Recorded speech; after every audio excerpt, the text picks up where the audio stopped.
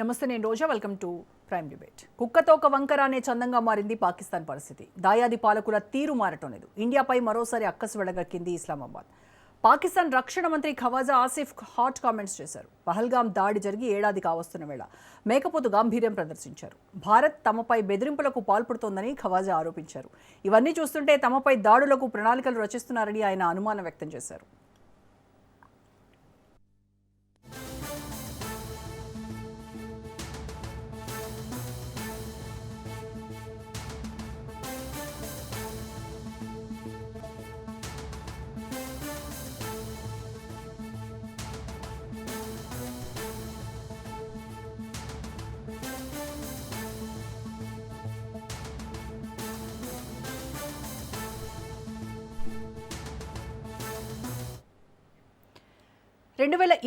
April 22న పహల్గాంలో ఉగ్ర దాడి జరిగింది. అభం శుభం తెలియని 26 మంది పర్యాటకులు, స్థానికులు ఉగ్రవాదుల చేతిలో బలయ్యారు. ఆ ఉగ్ర దాడికి కర్త, కర్మ, క్రియ పాకిస్తానే. ఇస్లామాబాద్ పెద్దల అండతోనే టెర్రరిస్టులు రెచ్చిపోయి మారణ హోమం సృష్టించారు. అయితే మోదీ ప్రభుత్వం దీటుగానే సమాధానం ఇచ్చింది. ఆపరేషన్ సింధూర్తో దాయాదిని షేక్ చేసింది. ఉగ్రవాదులపై ఉక్కుపాదం మోపింది.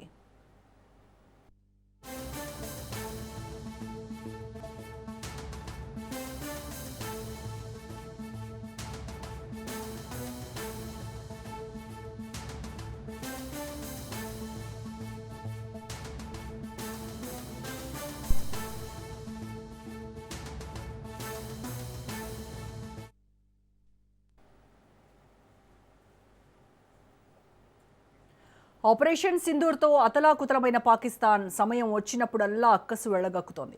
తమను రెచ్చగొట్టడానికి ఇండియా ప్రయత్నిస్తోందని ఆరోపణలు సంధిస్తోంది. ఘర్షణకు దిగితే తీవ్ర పరిణామాలు ఎదుర్కోవాల్సి ఉంటుందని పాకిస్తాన్ రక్షణ మంత్రి చేసిన హెచ్చరికలు పెను దుమారం రేపుతున్నాయి.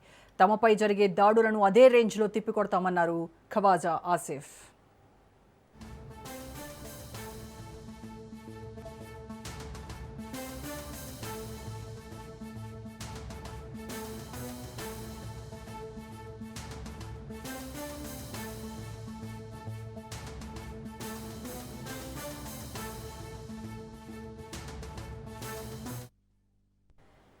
తమ దేశంలో ఉగ్రవాదులు లేరంటూ బుకాయిస్తూ వచ్చిన పాక్ అంతర్జాతీయ మీడియా సాక్షిగా యూటర్న్ తీసుకుంది. 3 దశాబ్దాల పాటు ఉగ్రవాద సంస్థలకు నిధులు, ఉగ్రవాదులకు శిక్షణ అందిస్తున్నది నిజమేనని అంగీకరించింది.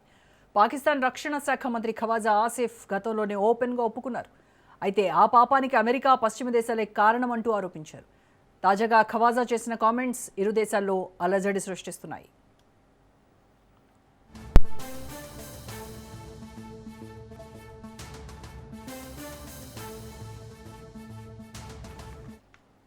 ఇప్పటికే ఇరాన్ యుద్ధాన్ని అవకాశంగా తీసుకొని పొరుగుదేశం ఏదైనా దుస్సాహసానికి పాల్పడితే ప్రతిస్పందన తీవ్రంగా ఉంటుందని భారత రక్షణ మంత్రి రాజ్నాథ్ సింగ్ స్ట్రాంగ్ వార్నింగ్ ఇచ్చారు.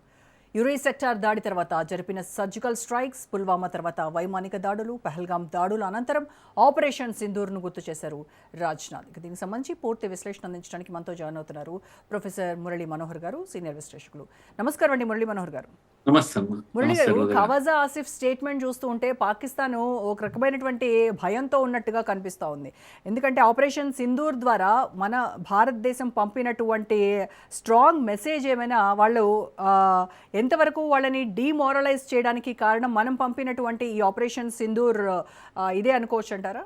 అంటే ఈ పాకిస్తాన్ అనేది ఎప్పుడు తీరు మార్చుకోదమ్మా. అది దానికి తినడానికి తిండి లేదు, తాగడానికి నీళ్లు లేవు, మనమే ఆపేసాము. అయినా సరే ఇన్ని ఇబ్బందులు. ఇప్పుడైతే వాళ్ళ దగ్గర పెట్రోలియం, డీజిల్ ఇవంతా కూడా 300 రూపాయలు పైగా వాళ్ళు డబ్బులు కట్టలేక చస్తున్నారు ప్రజలు దిక్కు. వాళ్ళ స్కూల్ మూతబడ్డాయి, వాళ్ళ ఆఫీసెస్ మూతబడ్డాయి, వారానికి 2 రోజులు కూడా పనిచేయడం లేదు. ఇంత ఏమంటాము దరిద్రం తాండవిస్తున్నటువంటి సమయంలో మీరు అన్నట్టు ఖవాజా పాకిస్తాన్ రక్షణ మంత్రి స్టేట్మెంట్ ఇస్తాడు. కొంత లేని స్టేట్మెంట్స్ ఇవన్నీ కూడా. మీరు చెప్పినటువంటి ఇది నిజం. ఇది ఎందుకు ఇస్తున్నాడో మనకు ఒకసారి అర్థమే కాదు. తిరగబెడతాము, బుద్ధి చెప్తాము, లేకపోతే మీరు ఏం చెప్తారు చెప్పండి. కాళ్ళబేరానికి వచ్చారు. ఆపరేషన్ సింధూర్లో మీకు జరిగింది ఏంది? మీరు చివరకు కాళ్ళబేరానికి వచ్చారు. అయ్యా ఆపండి అని అడుక్కున్నారు. మళ్ళీ ఇప్పుడేం చేస్తారు? పోనీ ఇండియా మీ పైన దాడి చేస్తుందని అనుకుంటున్నారా? ఊరికే ఈ స్టేట్మెంట్స్ ఇవ్వడంతో ఇంకోటి పాకిస్తాన్‌లో ఒక రెడ్ అలర్ట్ కూడా ప్రకటించారమ్మా. ఇది ఇది ఇప్పుడు మనకు అర్థం కానటువంటి విషయం. ఈ మధ్యన కశ్మీర్‌లో మన యొక్క ఏజెన్సీస్ కొన్ని టెర్రర్ గ్రూప్స్‌ను పట్టుకున్నారు. వాళ్ళు కెమెరాలతో అక్కడ టచ్ ఆడుతున్నారు. వాళ్ళ కెమెరాలను పట్టుకొని వాళ్ళను అరెస్ట్ చేసి ఇంట్రాగేట్ చేస్తే తెలుస్తుంది ఏంది అంటే, వాళ్ళు పాకిస్తాన్‌కు సమాచారం పంపాలట. ఏం సమాచారము అంటే, భారత్ ఆర్మీ మూవ్‌మెంట్స్ ఎలా ఉన్నాయి? ఎక్కడెక్కడ ఉన్నాయి? ఎంత అలర్ట్‌గా ఉన్నాయి? ఇవన్నీ కూడా సమాచారం అడుగుతూ ఉన్నారు.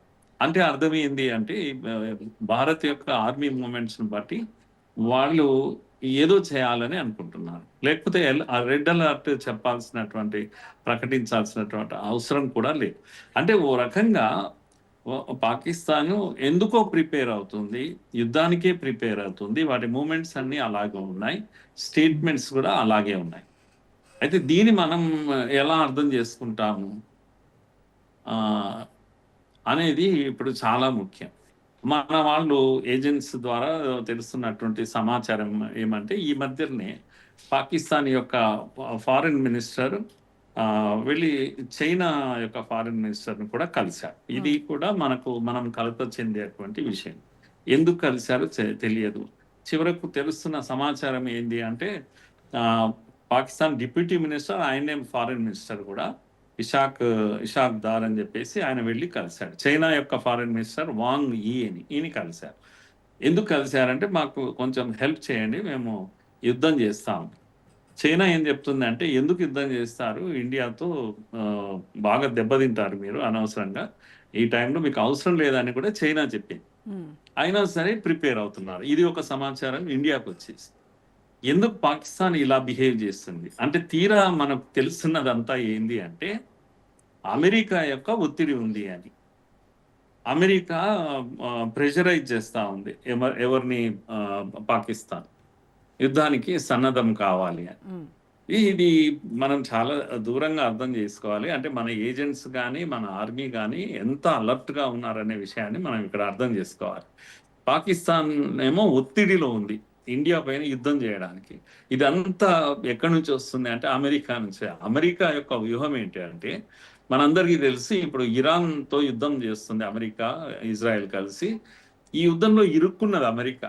ముందు నుయ్యి వెనక గొయ్యి అన్నట్టుంది. ముందుకు వెళ్ళలేకపోతుంది, వెనక్కి రాలేకపోతా ఉంది. పోనీ సాధిస్తుందా ఏమన్నా అంటే కాదు. తన మిత్ర దేశాలపైన ఇరాన్ దాడులు చేస్తుంటే దిక్కు లేదు ఇప్పుడు. మొత్తం గల్ఫ్ కంట్రీస్ అన్ని అతలాకుతలం అయిపోతున్నాయి.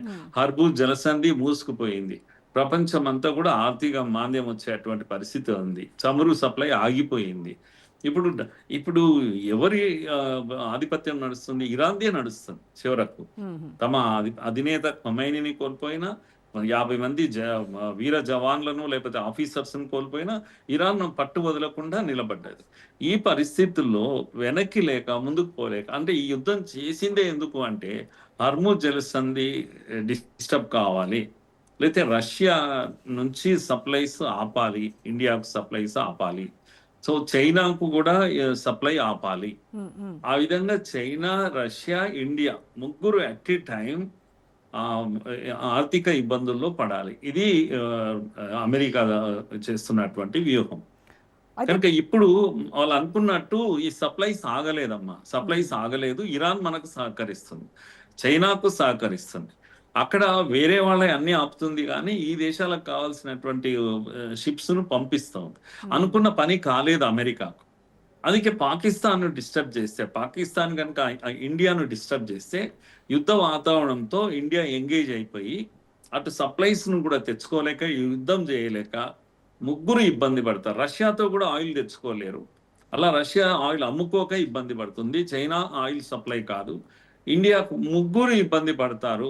ముగ్గురి ఆర్థిక స్థితి పడిపోతుంది, డ్యామేజ్ అవుతుంది. ఇలాంటి ఒక వ్యూహంతో పాకిస్తాన్ పైన ఒత్తిడి తెస్తుంది అనేది విషయం మనకు అర్థమవుతున్నటువంటి విషయం. కానీ ఇదే అమెరికా ఈ మధ్య అమెరికన్ కాంగ్రెస్ రిపోర్ట్ ఒకటి బయట పెట్టింది.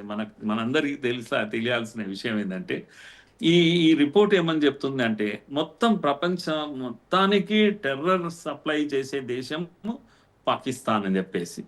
ఇది ఒక వింత అని. అంటే దానికి సంబంధం లేకుండా ఈ రిపోర్ట్ అనేది ఒకటి బయటికి వచ్చిందని అనుకుందాం. 12 ఉగ్రవాద సంస్థలు, టాప్ ఉగ్రవాద సంస్థలు ఎక్కడున్నాయి? అది ఇస్లామిక్ ఉగ్రవాద సంస్థలు.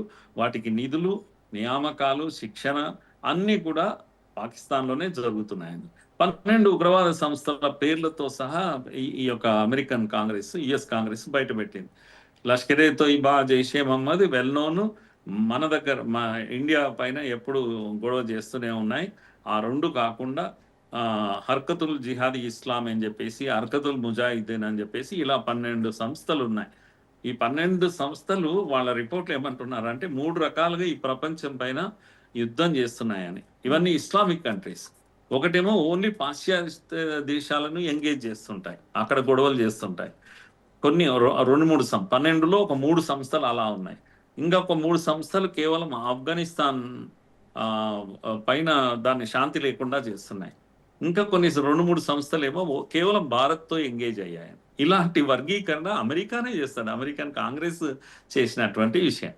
సో ఇది పాకిస్తాన్ యొక్క దుర్భర పరిస్థితి. సార్, ఇన్ కేస్ వాళ్ళని తెచ్చలేక, ఇరాన్ యుద్ధం వల్ల ఏర్పడినటువంటి ఈ జియోపొలిటికల్ ఇన్స్టెబిలిటీని అడ్డం పెట్టుకొని పాక్ ఏదైనా క్రాస్ బార్డర్ మిస్అడ్వెంచర్కి కనుక పాల్పడితే ఇండియా ఇచ్చేటువంటి రిటాలియేషన్ ఏ రేంజ్లో ఉంటుంది అనుకోవచ్చు? 3 రోజుల్లో యుద్ధం క్లోజ్ అవుతుందమ్మా నాకు తెలిసి. 4 డేస్లో పాకిస్తాన్తో యుద్ధం క్లోజ్ చేయగలుగుతుంది. మనకు అంతకన్నా ఎక్కువ సమయం పట్టదు. మీరు ఒక మాట జస్ట్ 2 days బ్యాక్ అనుకుంటాను, ముంబైలో మన యొక్క నేవీ ఏవో పురస్కార ఉత్సవాలు జరిగాయి ముంబైలో, నావికాదళం యొక్క దీంట్లో.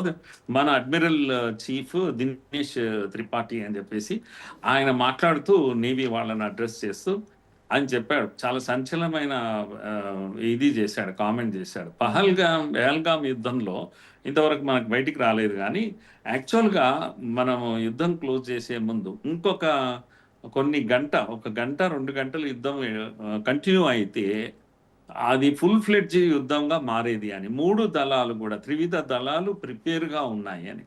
కరాచీ తర్వాత ఓడరేవుల పైన దాడి చేయడానికి నేవీ కూడా సిద్ధంగా ఉంది, ఎయిర్ ఫోర్స్ సిద్ధంగా ఉంది. అంటే పాకిస్తాన్ను మట్టు పెట్టేది అన్నాడు. నిజంగా అయితే ఈ యుద్ధం కనుక ఇంకో గంట 2 గంటలు ఎక్స్ట్రా కొనసాగితే పాకిస్తాన్ పరిస్థితి భిన్నంగా ఉండేది అని ఆయన చెప్పినటువంటి కామెంట్. ఎందుకంటే 3 దళాలు ప్రిపేర్ అయ్యాయి. పర్టికులర్గా నేవీ కరాచీ దగ్గరకు వెళ్ళి కూర్చున్నది ఎప్పుడు దాడి చేయాలని చెప్పేసి. అందుకే పాకిస్తాన్ కాళ్ళబేరానికి వచ్చింది.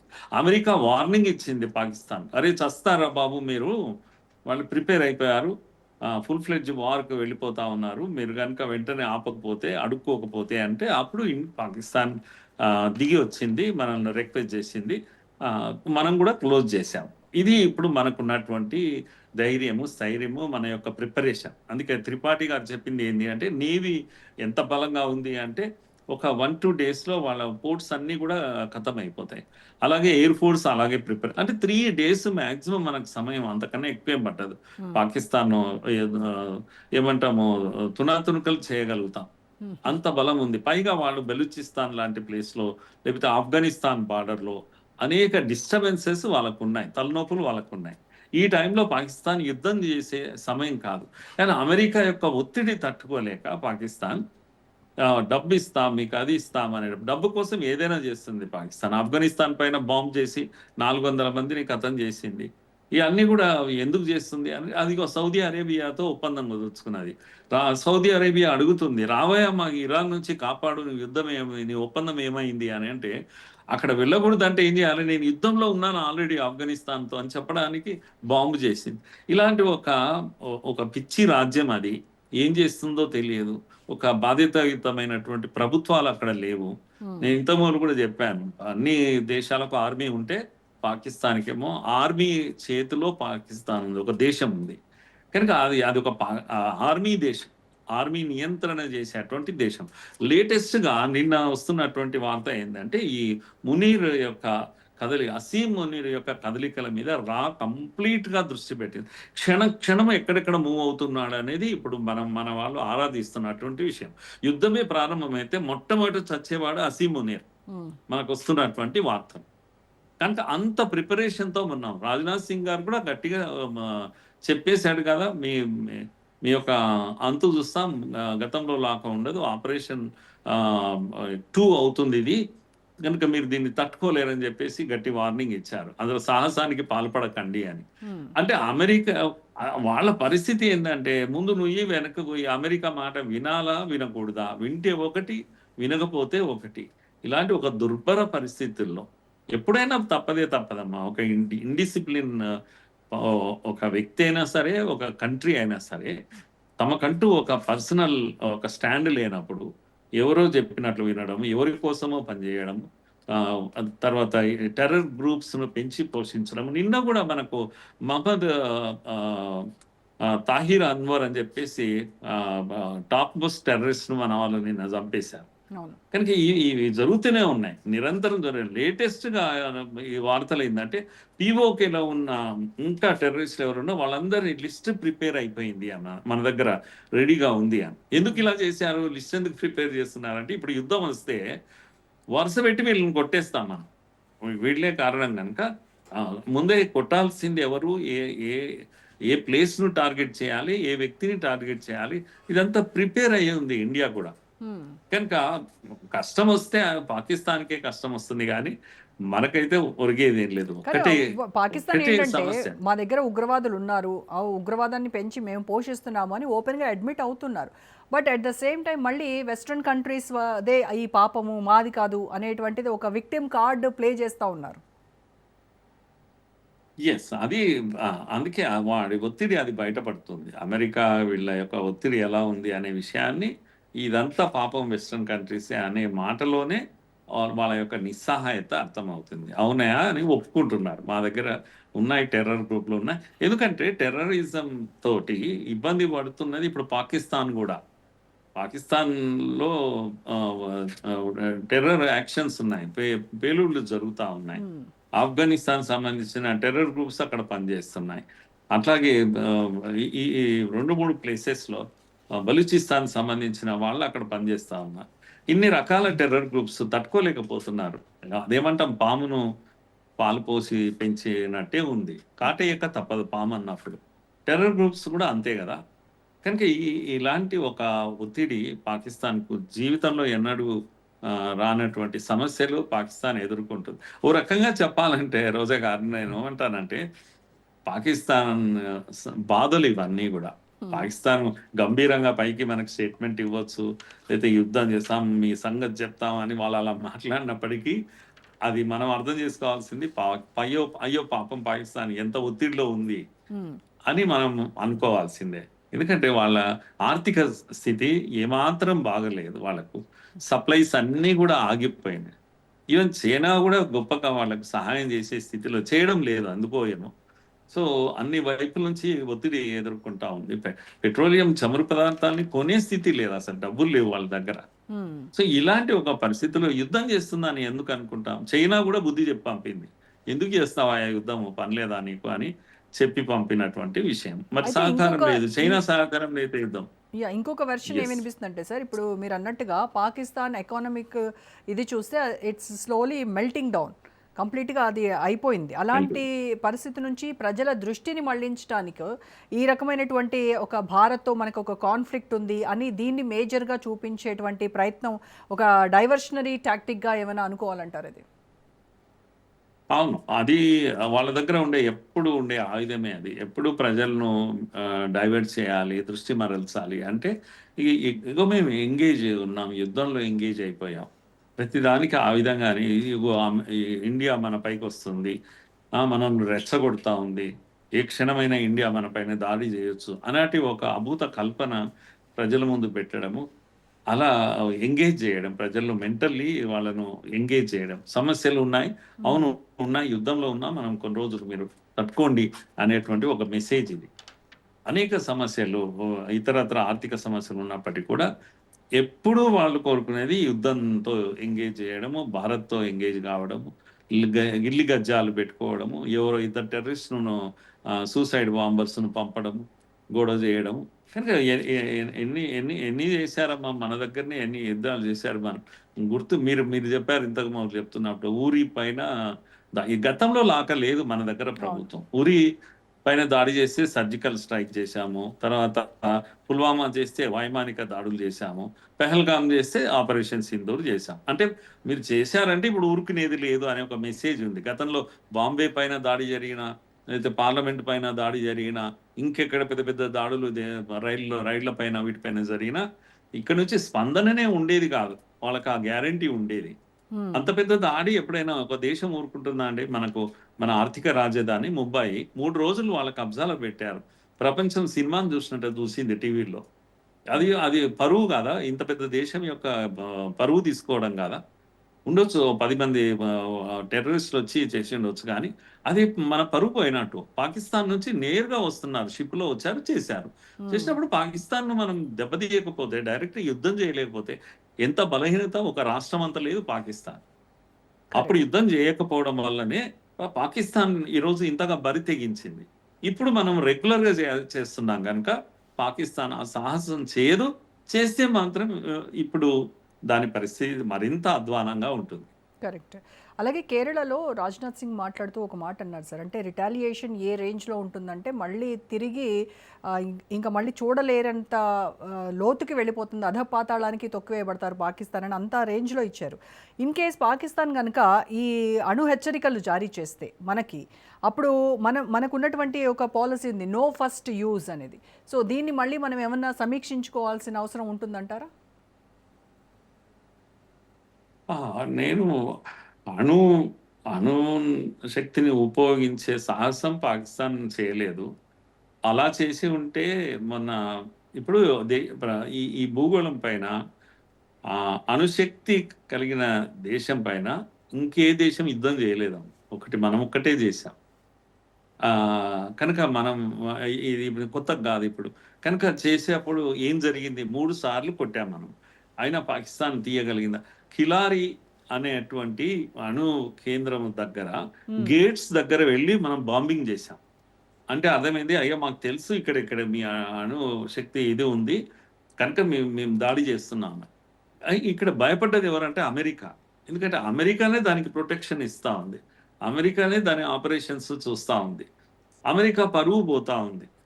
అమెరికా వైమానిక దళాలు వాళ్ళకి సంబంధించి కొన్ని దెబ్బతిన్నాయి. అలాగే చైనా యొక్క ఇవి సహాయం, ఏదైతే ఆర్మీ సహాయం చేస్తుందో చైనా ఇచ్చినటువంటి ఆయుధాలు దెబ్బతిన్నాయి. అంటే ఇదంతా పరీక్ష చైనాకు జరుగుతుంది, అమెరికాకు జరుగుతుంది. కనుక భారత్ ఎంత బలంగా ఉంది అనే ఒక ప్రదర్శన మన జరిగింది.